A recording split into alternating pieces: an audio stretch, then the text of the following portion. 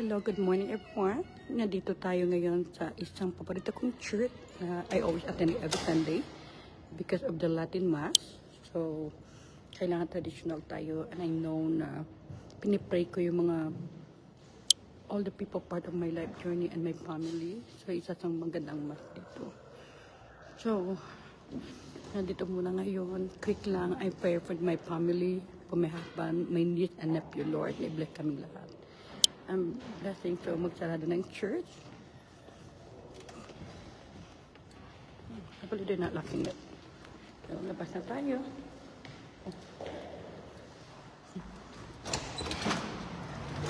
So, nandito pa tayo sa church. So, it's a beautiful Sunday afternoon, evening na ngayon. So, napadaanan tayo dito sa church and pinipray ko talaga lahat ng family members and friends na bless tayo ni Lord. Okay? So, have a blessed and wonderful weekday sa Pilipinas and happy and blessed Sunday dito sa Amerika, especially sa amin sa California. And I love to come to this church kasi it's very traditional, Catholic, especially I came from the conservative and traditional family. And my prayer for my family back home in the Philippines for the health and safety of everyone. Sana i-bless tayo ni Lord, lahat mga panalangin natin para sa lahat. You know, your good health, yung mga tao may mga pinagdaanan ngayon, mga problema, mga sickness na I'm praying everything will be in the good things in life, you know. So, I'm very traditional. So, I growing up in traditional family. I always believe the importance of Catholic tradition and evangelization. Kaya dito ako sa church na to kasi traditional talaga siya. Yan. This is a 5-1. Outside, katatapos lang ng misa after the Mass. So, I'm so blessed. Hello, Miss Kelly. And hello, Jima. So, I'm praying for my family, especially my nieces and nephew back home in the Philippines. You know, so, again, guys, thank you so much. So, I like to come to this church because I used to wear our bell that, traditionally from, you know, of course, our parents, my grandmother, taught me the importance of dressing up, go to the church, how to be modest. You know, hindi kailangan, you need to be like sexy someday. When you come to the church, you need to be a set a role model to experience the sacredness of the Holy Eucharist and the sacredness of our life going to holiness, especially the sacrament of Eucharist. Again, guys, thank you so much. Have a blessed day to everyone. Our prayer for the good health, for the safety, and of course for our loved ones, for all the people who went through a lot of challenges, we can overcome it with the help of God. And of course, thank you everyone for your love and care, and my prayer that God bless us.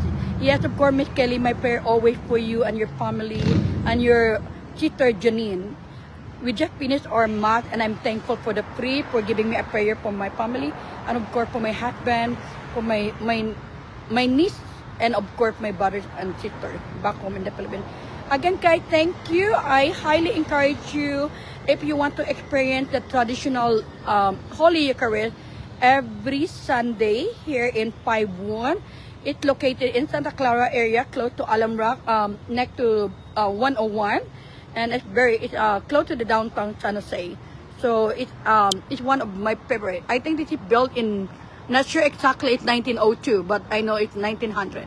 You know, until now, it's beautiful. So every time, if you want to attend the Mass here, when you attend the Mass here, you highly encourage to have your bell, because that is a way of the sacredness and how to open your heart, mind, and soul to God, that being modest and holy. Make sure you're wearing your dress.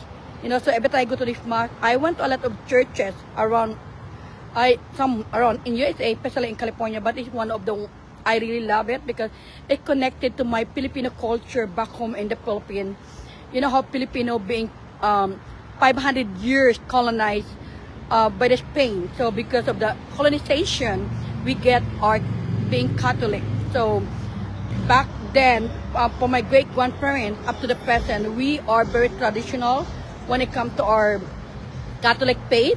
So that's why I became a catechist here in California, teaching the middle school and high school for catechism class, because I want to leave the legacy to the young generation, the importance of believing in God, especially the young people right now that being victim affected of social media and technology. So we pray for them. You know I have a lot of nieces and nephews that I want to make sure our prayer for them, for their health and safety, wherever they are, what we're doing.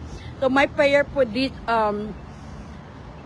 mass, you know how our new saint, right? Saying the new, oh my God, right now I got lost. I'm not, but I'm praying for health and safety everyone. So especially for the young generation. So guys, thank you so much, and I'm so blessed because my family, especially my parents, my late parents, Nanay Emma, Tatay Boning, they always appear in my dreams. How to let my family being united in our faith and our traditional belief. No matter what our generation right now, no matter what the technology right now, no matter what the social media right now, the most important, our Catholic faith remain in our heart and our soul. Whatever your religion, I'm not talking about religion here, but it so happen I have this kind of traditional belief that I got it from my great-grandparents, to my mother, to myself, okay, all the way to our next generation to come. That I always import in our heart the importance of believing in God, especially Jesus Christ, especially coming to the church. I go to the church not only every Sunday, usually every day. Before going to home, I always passing by in the church. So my prayer, especially to your sis and to my nieces and my nephew, I'm praying for you and for everybody. The most important, our safety, our health, that we remain faithful to God. There's nothing impossible. All things is possible. And especially this Holy Eucharist, we accept Jesus in our heart, in our soul and spirit, that we remain faithful no matter what happens. Nobody can shake our faith. Like Jesus Christ, a great example of living our life. Despite I'm here in the downtown San Jose in front of the store, so that the freeway going to Los Angeles, California, the 101 right there, and I live all the way to the other side, and yeah, so I always love coming to this church. Yeah, and even my mother, when she was alive, I taking her here. She's one of the traditional, because this church is a 5-1, the 5 major one of Jesus Christ when she was alive here on earth. How he's suffering and sacrificing on behalf of all of us and to next generation to come. So like guys, always put in our heart, mind, and soul the importance of prayer, importance of believing and knowing our God, and living the good example of being Catholic Christian or being a Christian, whatever your belief will be, and to serve God every day in our life. Not only the way we talk, not only we preaching people, the way we take an action. That's very important.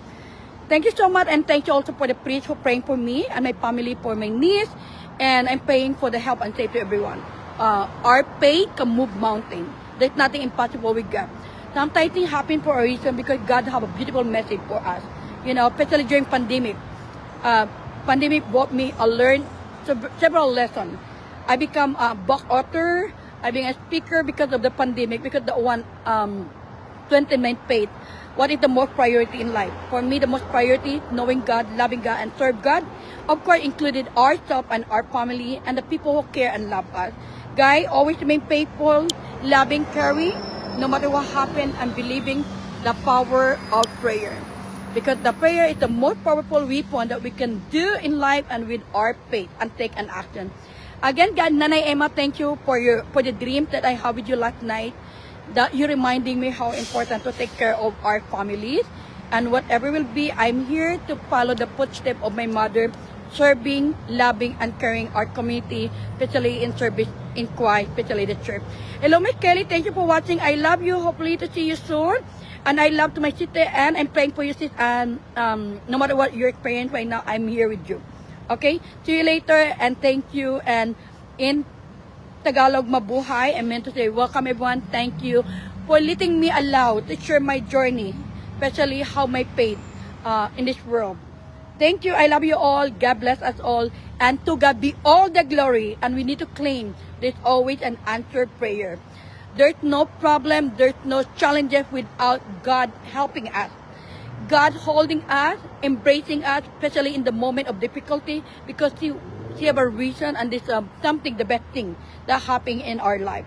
Okay, we need to claim it, we believe it, the answered prayer, the blessing of God, the good health of the family, and keeping the legacy of believing the power of prayer, the power of God, and power of Jesus Christ living in our life.